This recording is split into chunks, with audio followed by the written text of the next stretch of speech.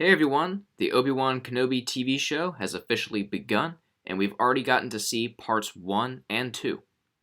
This is supposed to be a 6-part limited series, so as crazy as it sounds, we've actually already seen an entire third of the show. So, now that we're at this pretty significant point along the way, I'm going to discuss which characters I like and don't like so far. Let's start off with Bail Organa, who gets a big green check from me. I've always loved Bail's character. He was awesome in the prequels when we saw him for the first time, and he's in the Clone Wars as well. He's awesome there, and then we got to see him in Rogue One, and now we get to see him again in Obi-Wan Kenobi. I think this is an interesting kind of era to explore of his life that really hasn't been explored before, and what's so significant about this era is the fact that this is the time when he raised Leia Organa. It's something we really haven't seen any of so far, at least on screen.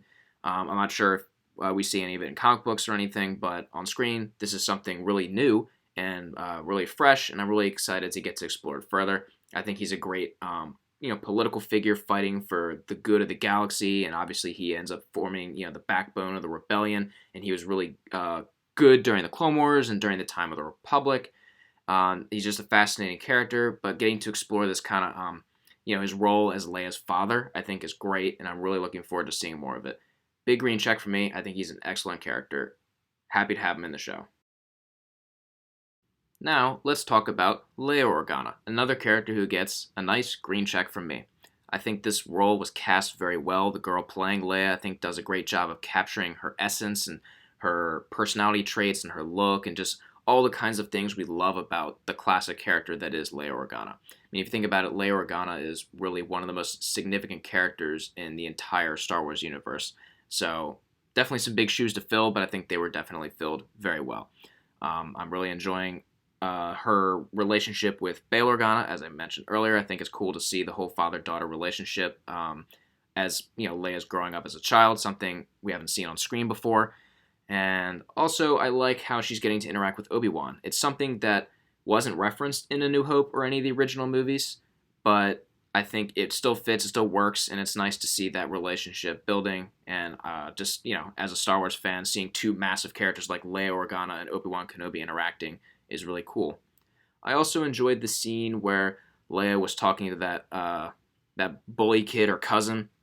The kid was a little douchebag, but it was cool to see her, what I believe to be using her Force abilities. I mean, obviously she's not trained or anything, but I think she was able to use her strong connections to the Force to read his mind and kind of see what he was doing. The whole thing where he was, kind of just trying to be like his father and, use that to kind of account for his insecurities and just try and put other people down just to make himself feel better. And I think Leia was able to see right through what he was doing using the Force. So I think that was a really cool scene. Something subtle, but I think something really important to demonstrate Leia's strong connection to the Force. So overall, I'm really liking what they're doing with Leia's character so far.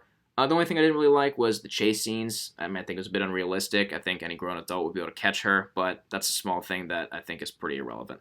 So overall, I'm liking Leia so far. Can't wait to see what they have next. Now, moving to the Inquisitors, let's talk about Reva, the third sister. So, there's obviously been a lot of polarization with this character. Some people really like her, and then some people really don't like her. And so far, I'm kind of more in the latter camp. I think there's a lot of problems with her character. I think there's potential there for her. To start off, I really like how they're showing the Inquisitors not being united. I think that makes total sense. They're all dark side users, and one of just the core principles of being a dark side user is selfishness. The idea that you're seeking power for yourself, that you're ambitious, and you're not going to let people stand in your way.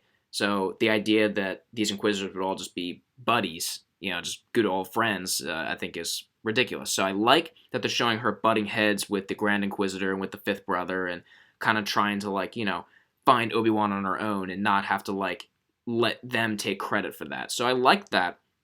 I think that's good, but overall, she comes off just as so annoying and just absurd in some cases, like her threatening Obi-Wan, talking about how he can't escape anything and he'll never get away and stuff. I mean, just considering how significant of a character Obi-Wan is and how important and powerful he is, it's absurd that someone with, let's be honest, not that much training and much power as a Force user, I mean, you're talking about Obi-Wan Kenobi, a guy who took on Darth Maul and Savage Opress simultaneously and was able to beat them. And he's someone who's gone toe to toe with Count Dooku and, like I said, Maul and Savage and countless just insanely powerful individuals over the course of his life so far. And for her to like sit there threatening him, I think just looks silly. And I think some of it maybe just comes down to miscasting. I think the actress, I've seen plenty of clips of her talking. I think clearly, I think she is really into the role, and from what I've seen, she clearly loves Star Wars, and I think she's definitely putting her best effort forward. So it's unfortunate to see her receiving like hate. I think that's just unacceptable.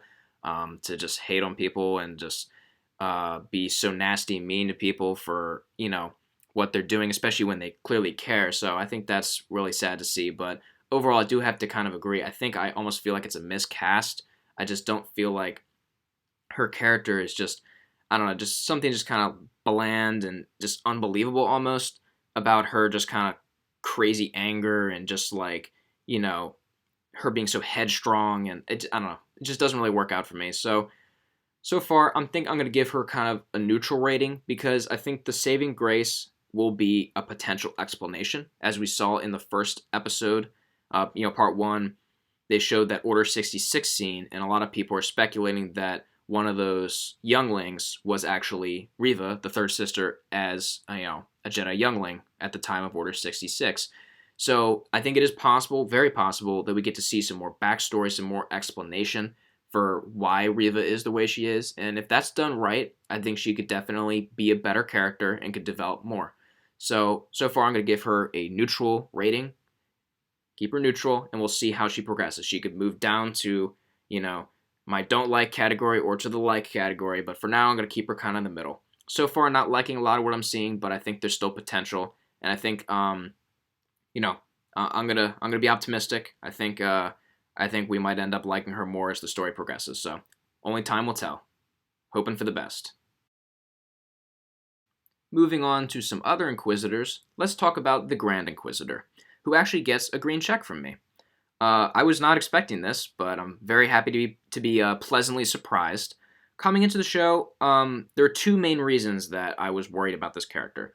One, I was worried about his look from the trailer. And as a lot of people mentioned, he really didn't look right. His head is kind of just more humanoid, round looking, rather than the kind of elongated look that Powans are supposed to have. That's the species that the Grand Inquisitor is.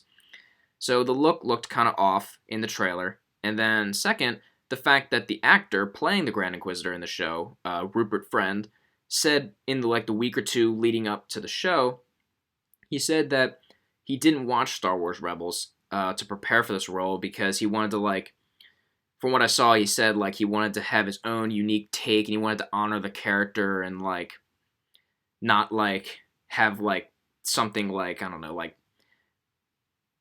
influencing his interpretation of the character or something like that. But that just seems silly to me. I mean, the fact that, how do you have your own take if you don't know what's already been done with the character? And how do you know anything about the character at all if you haven't seen the material they've already been in? So, I don't know. That rationale seems silly to me, so that got me really worried. But honestly, it's hard to even believe he didn't watch Star Wars Rebels at this point. I think the Grand Inquisitor's mannerisms in Obi-Wan are excellent. His kind of calmness, his coldness, his he's just a very emotionless kind of being. He kind of just is very analytical. He's a very very excellent lightsaber duelist. He's just kind of cold and calculating, but intelligent, wise, and cunning. And that's exactly how I felt about him in Rebels, and he seems basically the same way. So honestly, I find it hard to believe he didn't watch Star Wars Rebels.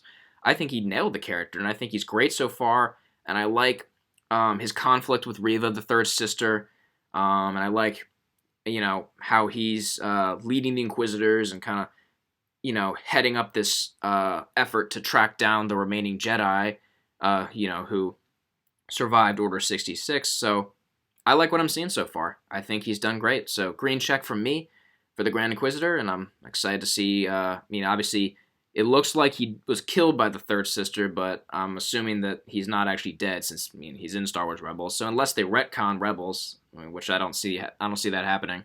Um, he should be back, and we should get to see more of him. So I'm excited for it.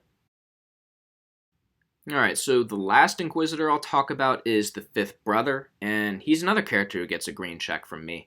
Um, I didn't really like his character that much in Rebels. He was just kind of like a, I don't know, it's kind of cannon fodder. I mean, he was just a kind of a bland, generic villain, and I enjoyed Darth Maul taking him out in I believe it was the season 2 finale of Rebels, and I enjoyed that was on the whole episode on Malachor, and that was a great episode. The one that finished up with the duel between Ahsoka and Vader, and had Maul in there, and Kanan and Ezra, and that was a great episode. But that's all. I didn't really enjoy much else about the fifth brother there, but honestly, I like him better here in the Obi-Wan show. I think I like his conflict with Reva. I like how he's has his different way of doing things. He's a lot less impulsive than Reva. He's still dedicated to the Empire, but he kind of has his own way of more carefully and cautiously going about his missions. And I think he has a lot of interesting stuff going for him. So, and I like his voice. How they kind of like this. I don't know. It's like this kind of deep, almost like echoey, like synthetic, like kind of like almost like it's altered somehow with some kind of like technological device or something. I don't know exactly what it is, but I like his voice. I like his look, and I'm excited to see what they do. So green check from me for the fifth brother, and I'm looking forward to seeing how his story progresses in Obi-Wan Kenobi. So this was a cool surprise to see Flea in Star Wars. I was not expecting this at all, but if you watched my channel for a while, as you should know, I'm a huge rock music fan, and Flea is the bass guitarist for the Red Hot Chili Peppers. They're a legendary rock band. I love the Red Hot Chili Peppers. It was cool to see Flea here. Definitely a cool surprise. A surprise, to be sure, but a welcome one. So Flea plays a character called Vect Nokru. I hope I'm pronouncing that right. And he's basically just like a thug for hire, a mercenary kind of thing. And I think he was a good character. He makes sense, honestly, to me, as someone that the third sister, that Reva would hire. Reva being someone, like I said, being kind of immature, impulsive, impatient, just trying to go out there and quickly get something together to get Obi-Wan as fast as you can, and also just considering that she's young and probably doesn't know the galaxy that well. This seems like a logical hire for her. Somebody who, can get the job done, but, just kind of like a gang of thugs, nobody super experienced or, not someone who's going to be the best person for the job, right? I think if someone else was doing this, I don't know, if Vader was heading this up, I think you would have gone after hiring, someone really, really good for the job, like hiring Cad Bane or hiring Boba Fett or somebody, is the best person for the job. If anyone's going to catch, somebody, it's one of those guys, right? So I think this makes sense, and he's a good character to, kind of go along with Reva and demonstrate that kind of sloppiness and, inexperience. So I think he's a good character, and I think he fits the story really well and connects with Reva well. Now, let's talk about a silly character, the fake Jedi from Part 2. So Obi-Wan comes across this guy who is basically a con man who lures people to him by pretending to be a Jedi so that they pay him for safe travel off the planet and presumably other kinds of services, right? Honestly, I think he was a good character. I'm going to give him a green check. I enjoyed what he brought to the table. He's kind of funny and silly and stuff like that. And honestly, it seems like something that would happen in the Star Wars galaxy. Obviously, the Force, the Jedi, these are all widely known concepts. Pretty much throughout the Star Wars universe. Regular people should know about these things, and sooner or later it makes sense that somebody would try and create some scam like this and pretend to be a Jedi. So I think it's cool world building kind of stuff for Star Wars, and I think it was a cool addition. The only thing that would have gotten bad is if he had been in it too much, because I think he was good where he is, as this kind of side character that Obi-Wan comes across. I'm thinking we probably won't see him again, and if we do, I'm okay with that, as long as he kind of stays relegated to a side role, and as long as he stays kind of where he should be in the story, I think he's a great addition. So if we see him again, as long as he's done kind of the same way as he was done in this episode, kind of as a side character, I'm all for it. So I'm happy to have him in the show. Now, let's talk about a character that was both exciting and sad to see in Part 2, was the veteran clone trooper that Obi-Wan comes across. It was really cool to see Tamora Morrison playing a clone trooper again. It was cool to see a 501st clone kind of in this era, 10 years after Revenge of the Sith, after Order 66. It was cool to see, but it's so sad to see, the clones, I love the clones, and I'm assuming, pretty much all Star Wars fans feel the same way. There's such likable characters that we came to just love and adore in the Clone Wars, and just to see them relegated to begging for food and money on the side of the street, cast aside and homeless and without anybody with them anymore, without their brothers and without the Jedi and everything we're used to seeing and, the things we love, man, that felt so sad to see that.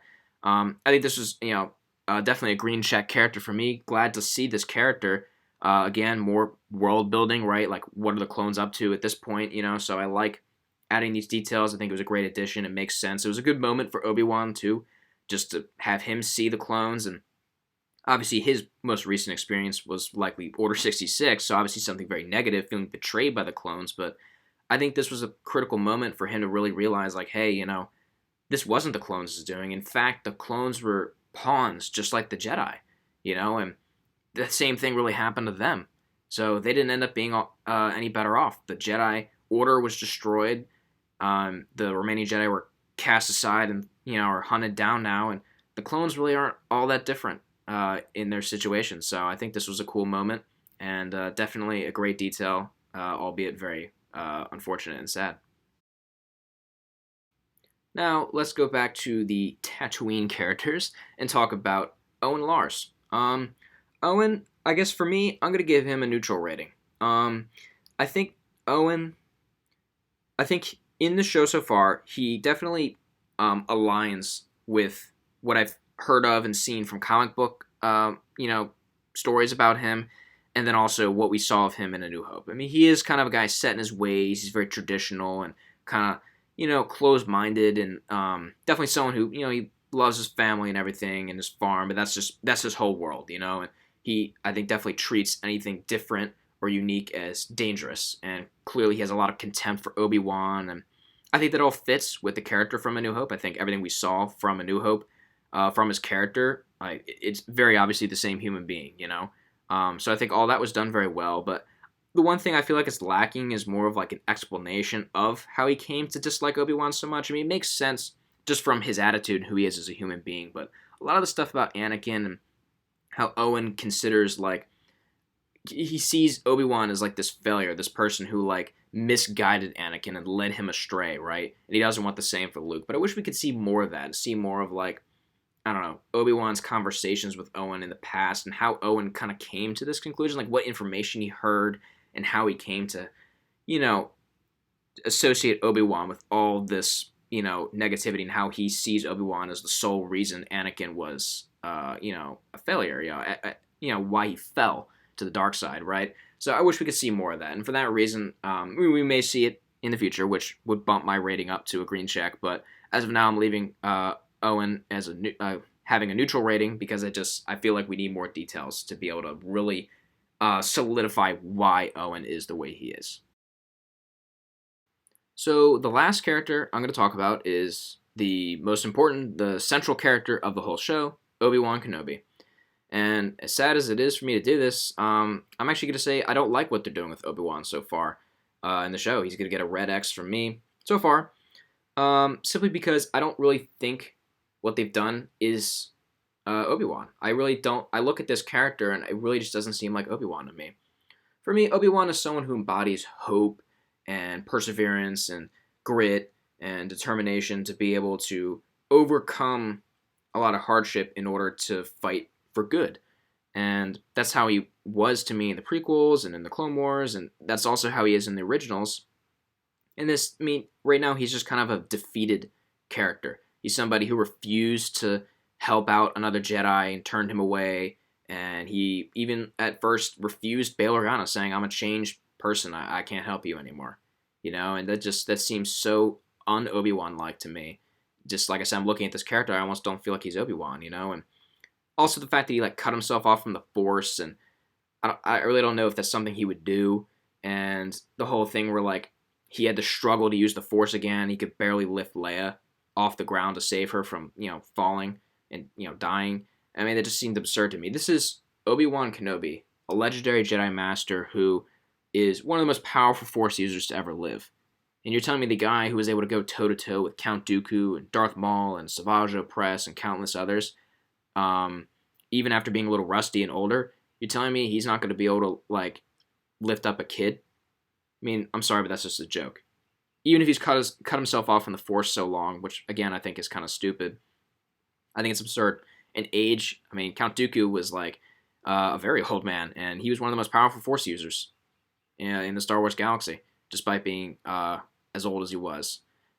He was able to fight people half his age, probably even a third of his age, and contend with them and beat them. And, I don't know. I think they're getting the character wrong so far. But I'm still holding out hope. I think they're obviously doing something with it. I think they're going to develop his character and show kind of how he, brings himself out of this rut in his life. Because obviously, I mean, 9 years later, after the show, right, he is the Alec Guinness Obi-Wan, who was very, I think, optimistic in the sense that he knew what his mission was to help Luke. He knew that could, be the hope that saves the whole galaxy, right, and gets rid of the Empire and the Sith. And he was someone who I think did have a lot of hope and wasn't defeated. So clearly he gets back to that, more hopeful mindset. And I love Ewan McGregor. I think he did an excellent job as Obi-Wan in the prequels, and I think I trust him, and I trust his acting abilities to be able to really demonstrate this character. And even though this, I think they're taking Obi-Wan lower than I would like them to, I still think that they're going to do something interesting with him, and I think Ewan McGregor is going to do a great job showing Obi-Wan's development over the course of the show, and I think this red X of mine is going to turn into a green check by the end of the show. So I think, it's good to show a lot of doubt and hopelessness for Obi-Wan. I just think they're just taking it too far here. I think the idea that he's completely given up is kind of absurd, but again, I trust the showrunners. I think Deborah Chow is doing a great. I think she's a great director, and I think she really does know Star Wars well. And Ewan McGregor, I know. I think he's gonna get the job done. So, even though I'm giving Obi-Wan red X for now, I think that's gonna go away pretty soon. So, I'm excited for what is to come in the next 4 parts. I hope you are too. And well, all we can do is sit back and enjoy. So, I'm looking forward to watching it, along with the rest of the world. Talk to you guys soon.